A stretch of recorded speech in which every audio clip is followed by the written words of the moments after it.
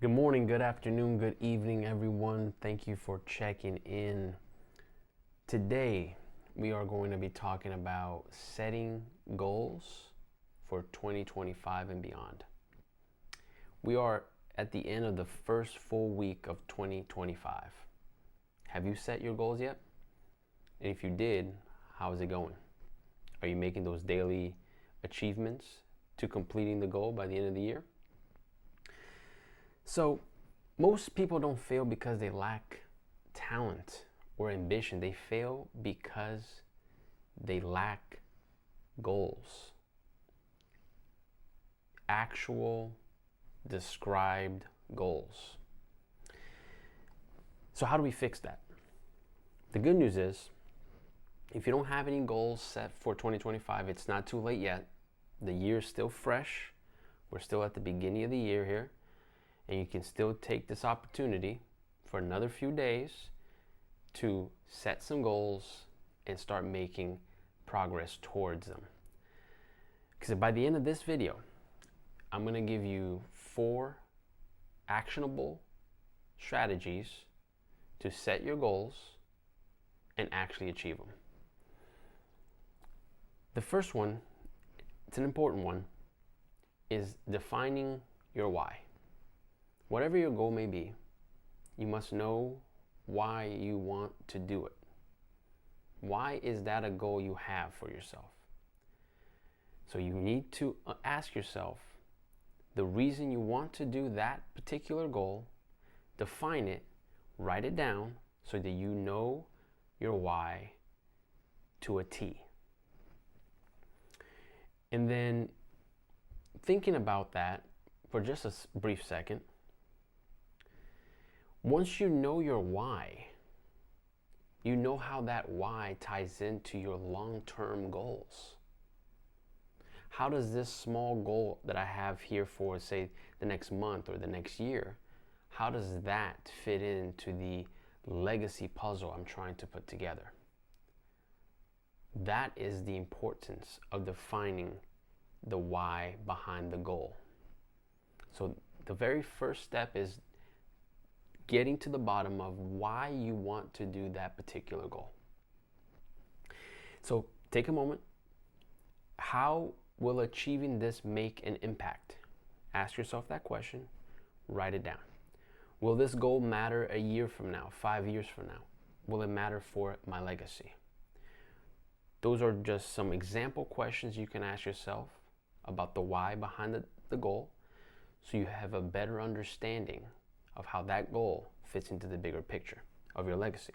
And I got some notes here, so I'll be reading through them. The second actionable strategy you can use is make goals specific and measurable. This right here is a doozy, and it has an actual kind of a sort of fun acronym framework that you can use. So we'll start from the top. Thinking about your goal, you know your why now. How do you achieve it? Well, you need to think about it. It has to be very specific, and it has to be measurable, or else you don't have a defined goal, and that's going to be hard to even chase after. Specific, for example, is if you want to save money, and you just say, my goal is to save money. That's not very specific. It's not very measurable either. But if you say, I want to save $1,000 by the end of 2025, now that's a specific goal and it's measurable. Because every single month, week, day, you can measure your progress and you know specifically what you're trying to achieve. So, a legacy is not built on vagaries. It's built on specific goals that you want to achieve in your lifetime and what you want to leave behind to those that you love. So these goals, as they are achieved throughout your lifetime, they compound over time to build a very, very nice legacy for yourself. And remember, like I said from the very beginning, a legacy doesn't necessarily mean money monetarily. It doesn't necessarily mean how big your house is or how many cars you have. Those are parts of some people's legacies depending on what they're trying to achieve, but it could just literally be things that you want to leave behind to your family in terms of your achievements, to show them something is possible or doable, and that could help them, and then it can help the following people down the line. So here comes the acronym. This acronym framework, SMART. It's a SMART framework. What is the SMART framework? Well, the acronym SMART stands for Specific, Measurable, Achievable, Relevant, Time-Bound Goals. A SMART goal. And that's the way you want to break down your goals into SMART goals. So specific, it means what exactly do you want to achieve? Measurable, how will you know when you have succeeded? Achievable, is it realistic? Relevant, does it align with your long-term vision? And time-bound is, when will you achieve it? So once you have answered all these 5 questions or 5 bullet points, you will have a SMART goal framework for each one of your goals, and you will be able to measure it, and it will be a specific goal that you have a why behind. Now you're building up these stepping stones to a more defined, measurable, step-by-step, achievable goal. And don't forget this one. This is a very important one. The achievable. Is it realistic? It might be realistic to save $1,000 in a year, but it might not be realistic to save $1 million in a year. So you got to keep it realistic here. So I'm gonna share with you one of my SMART goals for 2025. In 2025, I want to have 52 videos at least on this channel. 52. For me, my SMART goal framework breaks down very simply. Specifically, I want to achieve 52 videos on this channel. How will I measure it? Well, I will know that by the end of the year, if I'm able to look at my channel and I have 52 separate videos that I have created. Is it achievable? I believe it is, because it's about 1 video a week. Is it relevant to my long-term vision? Absolutely it is, because it allows me to create this legacy channel. It allows me to put forth this information for my legacy so they're able to watch it today, tomorrow, in the future. And time-bound, when will I achieve it? I will achieve this particular SMART goal by the end of 2025. And if I exceed it, fantastic. I can set smaller goals depending how much time I have left in the year. The next actionable strategy is break big goals into daily actions.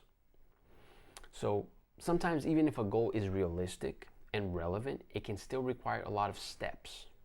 Okay, it can be a little bit overwhelming, even if it's realistic and relevant. So breaking them down into daily workable steps allows you to focus on those smaller stepping stones instead of looking out into the end of the goal, which might be a little bit overwhelming. Because, for example, I'll go back to the $1,000 savings account. By the end of the year, it might be a little bit overwhelming right now because maybe you have debt, maybe you have only $5 a day or a month or a week to save, and it's like, whoa, how am I going to achieve that $1,000? Well, you need to break it down into smaller, actionable steps. And sometimes when you're starting to break these goals down into actionable steps, you might catch yourself going, this is a little bit unrealistic. Maybe $1,000 is unrealistic for the year. Maybe $500 is more realistic. And that's the reason you take these steps. So you are setting realistic goals that are measurable and that will be able to be achieved in the time-bound framework that you want it to be done at. So think about how anything is built. A home, how stadiums are built, or how planes or cars are built. They're built piece by piece, that it all comes together to create its final form. So you think about your goals in that manner, and you will be able to be better suited to take these smaller steps to achieving your goal. The last actionable step is one that requires, at times, you to have an accountability partner. Someone that you can put in your life to hold you accountable. Some people are able to do this themselves, some people are not. You must know yourself and know which one of these you want to be. If you want to be the person that has the accountability partner, someone to be accountable for you, or a person that does not have an accountability partner. So that's the last actionable step, is to stay accountable to your goals that you have set. So you on this channel, my subscribers, are accountable to me. You're my accountability partner for that SMART goal. And you can have different accountability partners for different SMART goals. Remember, you can have a gym buddy that you allow him or her to stay accountable to you, or you accountable to them for your gym goals. And then you can have work buddies that are accountable to you, or you to them, for your work goals. So just keep that in mind. You can have multiple accountability partners. So for my SMART goal of having 52 videos on this channel, the audience will be I will be accountable to the audience, and the audience will be my accountability partner for that particular goal, because you will know. You're like, hey, you're straying. You haven't made a video in a while. And by the end of the year, it doesn't seem like you're going to be able to finish your goal. So you start to see how this builds on itself and allows you to really have a fighting chance at achieving the goals you want to achieve this year. So one thing that I will suggest, and this is something that I'm going to do, is create a progress report. Every 2 weeks, every 14 days, or every two weeks, you create a progress report for your SMART goals, so you can see how you are doing. Okay? This takes 5 to 10 minutes, and it's something that can truly change your perception of how you are doing. Because if you think you're doing great, and then you do one of these 2-week progress reports, you really can reflect on the fact that the last 2 weeks you really strayed from your gym workouts, or from whatever else it is that you are trying to achieve. Maybe you say, hey man, this last paycheck, instead of saving the 20 that I needed to do, I only saved 10. So I'm behind 10. On the following progress report, you can adjust. So I'm going to be issuing a progress report every 2 weeks on the channel. It's be a specific progress report video that I put down how many videos I've uploaded since the last progress report, how my channel has grown, how many views I have, how many subscribers I have, all of it, all of the data points. And I'll also throw in a bonus of how I'm doing with my gym SMART goal for the year, just to show you that I'm putting forth the progress report.